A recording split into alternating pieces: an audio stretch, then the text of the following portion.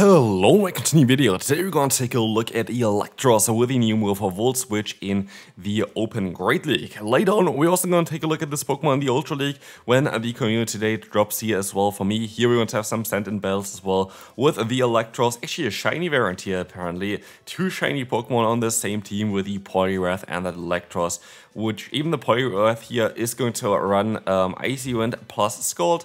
We can see a Night Siege variant of the Gligar, which is kind of interesting, not really ideal for most scenarios, even though I feel like Night Siege would be kind of cool because you're actually going to get there a little bit faster compared to that Aerial Ace. Aerial Ace needs 40 energy, Night Siege needs 35 energy, and I honestly completely forgot that Gligar would even learn this move.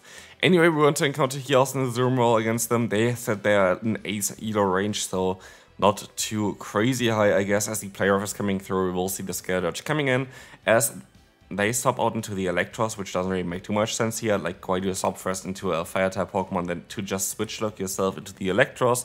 But I guess Liquidation is going to help you out against this next matchup against the Galarian Stunfisk anyway. And we see already that this Pokemon here, the Eelektross, is going to charge up quite fast to those charge moves. It has great coverage with the Dragon Claw, plus especially the Liquidation, because for Electric-type Pokemon, there's only one type that's really problematic, and that's going to be the Ground typing, but also Electric-type moves getting resisted by those Dragon-type Pokemon is not an issue if you run Dragon Claw as a secondary charge move. Moving on to the second battle, we're going to have here the Greninja against that Poliwrath, and they are lagging a little bit. Honestly, I might actually make a video about the current game state as well. I know that some people asked me in the comment section to watch it already, and yeah, I will see what I can do. But yeah, I know the current game state is definitely not ideal for anybody. So far, the gameplay here looks kind of smooth though, which I cannot say about my own gameplay because, like, honestly, yesterday, okay, never mind, here was also just like an interesting frame drop there that didn't really matter, but that is something I have never really seen before as well. But yeah, on my account as well, like I played yesterday, I was so happy when I was done with the battles because, yeah, currently not really ideal to play the game in the way it is. Anyway, we're gonna see the Liquidation coming through. Has a chance of dropping the defense as well from opponents. I think it's a 20% chance, not too sure, but here did not apply.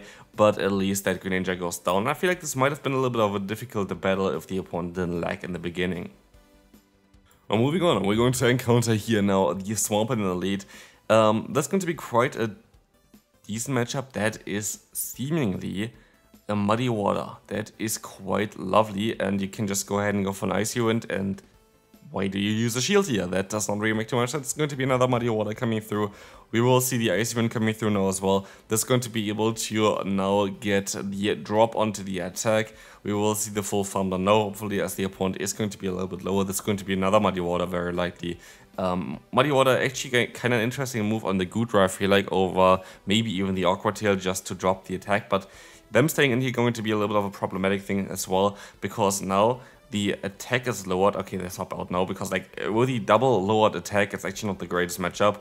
But also Rock Slide is going to be super effective against the Scale of, speaking of a not great matchup in general here as well. We're going to use a shield apparently against that Rock Slide. Another fast move coming through, and let's see what's in the bag. It's going to be, I want to say a Scale, but it was actually a Blacephalon here, which is going to use a shield onto that Disarming Voice. They can go ahead and go into the Eelektross, but that is not looking too ideal, as a one-charge move is going to knock that thing out straight away, but at least the Scald is going to be enough to knock out that little clown. Moving on, now let's see what they're going to have here. They're going to have a Galvantula. Very bad for your lead, you have to swap out kind of straight away into that Eelektross, as we will see the Charm coming in.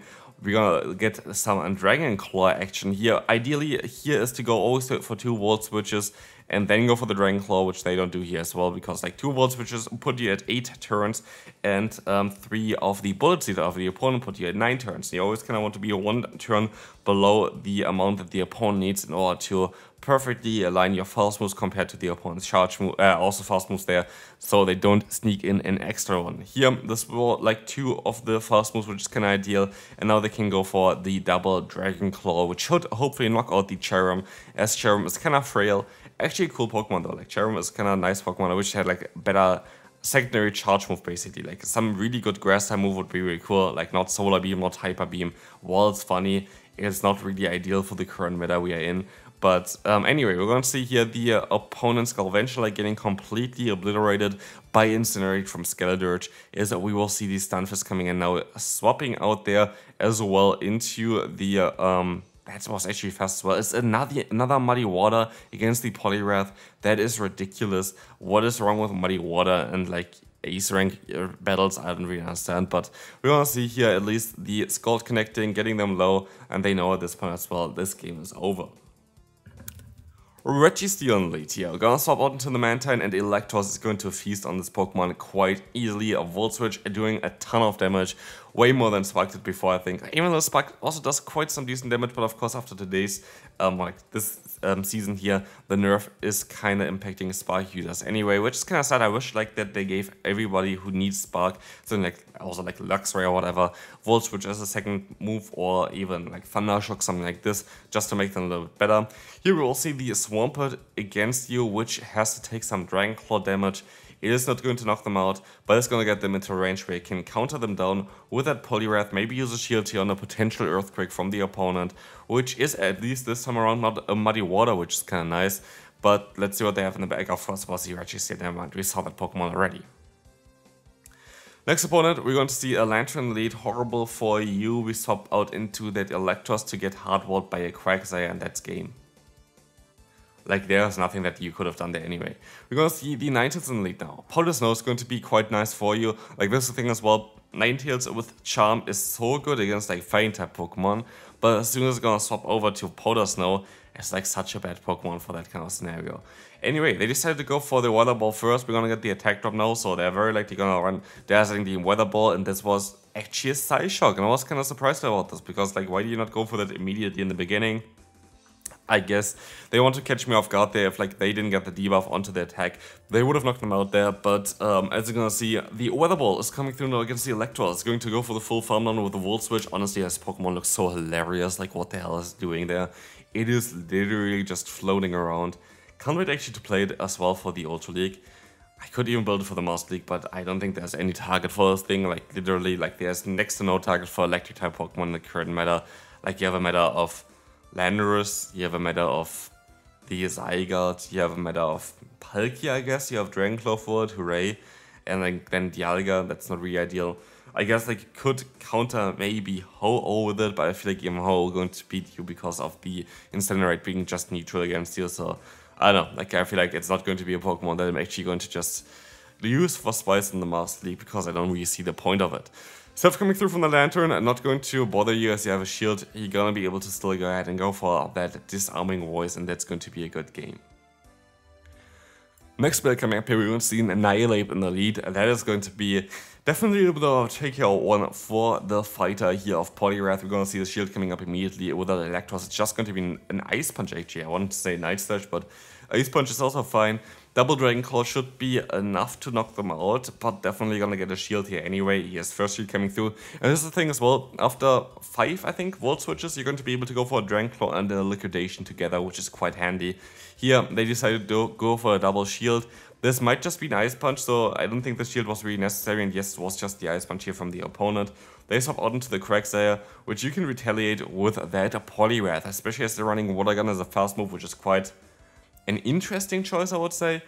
You're going to be able to just go for that Icy Wind straight away. That's gonna drop their attack, and now you can try to go for the full farm down against them to get some energy as well against that next matchup against the Annihilate, which is very likely coming back in against you. And so Mud Bump is still gonna get you quite low, to be fair. Well, let's see what's coming in. It's going to be that Annihilate, and one Icy Wind should be enough to knock them out, and we can see what they have in the bag here. It is going to be a Mantine. That is not going to be ideal, but a double Shadow Ball would be enough. But you kind of have to hope at this point that they are running Ice Beam. If they don't run Ice Beam, that game is over, as a one Water Pulse is going to knock you out. Do they run Ice Beam? They do, and so that is going to be a victory here, as that Shadow Ball is going to be able to take that victory. Next opponent, the Obstagoon Elite. It's going to be a Pokemon that you're going to be able to counter down with that Poliwrath, but for whatever reason they decide to stay in, giving you a ton of free energy and go for what? Cross Chop? An Obstruct here, which is going to even help you out to get more energy, because the opponent's defense grows a little bit there. Of course, your own defense is dropped, But does it really matter? I kinda doubt it, as the Icy Winds are coming through against that flying type of a Noctowl, kinda old school meta Pokemon. Kinda don't really want to see this Pokemon back, to be fair. I was just thinking, oh, maybe it would be cool to see this Pokemon back again. No, please don't. Noctowl was such a pain. Like, Noctowl was so ridiculous. I don't know, like, this is going to be a good game anyway. Let's move on to the next one. Annihilate in the lead, swapping out straight away again, and this is going to be again not really an ideal matchup, as they're gonna go straight for a charge move here. You cannot let the move go through. It's going to be either an Ice Punch or the Night Slash. This time around, it's going to be the Night Slash. As they swap out into the Ninetales, you are not going to be able to hit all the bubbles here. That's great as well, but you're gonna get the shield anyway and the defense drop, and that is going to be quite delicious, because now I will imagine we're gonna see some super effective stab incinerates against a debuffed Shadow Ninetales. And this is going to chunk quite a bit, Weatherball barely doing anything, and they have in the back a Feraligatr. That is not ideal, I have to say, as you go for a Shadow Ball, get the shield swap out, and now you have to take a move here. It's going to be, everything is going to be resisted at least. Hydro Cannon still going to do some decent damage, and the Annihilate is going to come back in here. Scald is coming through. This is going to be able to hopefully get them quite low there. It is going to get the attack drop as well. You're going to use a shield, trying to go for the full farm down maybe after this Shadow Ball trying to land to you. I think it would have been better to keep the shield actually for that Skeledirge, because then you could have tried to go for the Shadow Ball, and I highly doubt the Scald is going to put them into farm down range. It is not, and so yes, I feel like this was a bigger, yeah, definitely a big mistake there, as you should have been able to just, yeah, farm them down there, keep the shield for the Feraligatr matchup and win the battle. Next opponent, we're going to see a Swampert here in the lead, second to last battle for today. It's going to be a quite decent matchup for you. Let's see if there's going to be another Muddy Water coming through. This is more looking like an Earthquake, so you might want to use a shield. Exactly, it's going to be the Earthquake against you. Coming in, we're gonna see the Scald. Let's see if it's going to get the attack drop, 30% chance only at this point, but it is actually gonna get the attack drop, which doesn't matter at all, as I let the move go through, and they have a Talonflame in the back. That's actually quite a handy matchup for you, but you might want to swap out eventually into the Eelektross, as that's going to have a great matchup as well. You're gonna see no attack drop there, and you decide to stay in for a little bit, which is a little bit weird as well. Fly coming through, you can still go for an Icy Wind, trying to, I guess, force another shield from the opponent.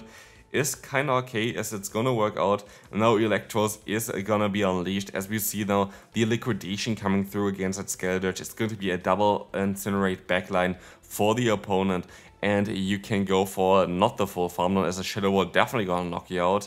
And it's time to, I guess, go into your own Skeledirge, try to farm down their Skeledirge and try to go for a Shadow Ball. I think that's going to be fine.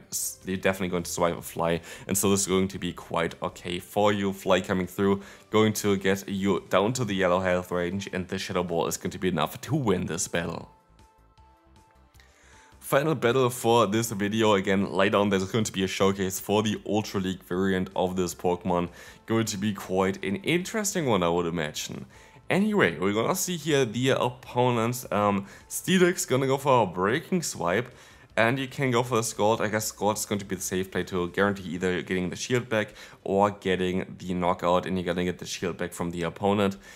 Again, Breaking Swipe is going to be kind of an interesting tech move. You barely really see it. They don't get the debuff on the second one, which is great for you, because now you can go for the full farm down. And in comes the Golbat, which is not going to appreciate the Volt Switch damage from the Eelektross, as we can see the Liquidation getting the shield from the Vigoroth here. You should be able to survive one body slam. I think while Eelektross is kind of squishy, it should be kind of bulky enough to survive it, but you don't get to another Liquidation, which is quite unfortunate.